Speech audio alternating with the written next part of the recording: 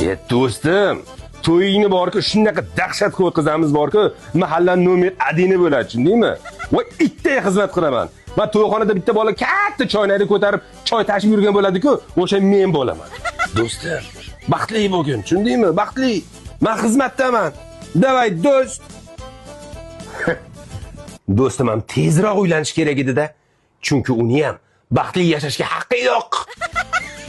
Nimadir dedingizmi dadasi? O'rtog'im Shodmon uylanadigan ekan. Ha, shunaqami? Baxtli bo'lsinlar. Baxtli bo'larmikin? Qo'sha qarisinlar. Qo'shilishi aniq, lekin qo'sha qarirmikin? Serfarzand, serdavlat bo'lsin. Serfarzand bo'lishi aniq, lekin serdavlat bo'lmaydi-yu.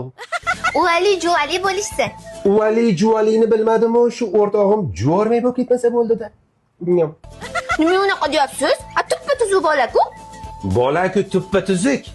Lekin kimga uylanayotgani muhim. Voy, kimga ekan? Anavi 150 yil sevishgan qizi Nazira Folbinning qiziga uylanyapti. Kim u? Endi nima farqi bor? Muhimi tezroq uylansin.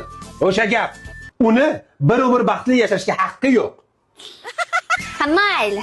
Muhimi baxtli bo'lishsin. Ha, to'yga borarmiz. Nima? Nima dedingiz hozir? Ya onasini hamsin oxiriga yetib bordi.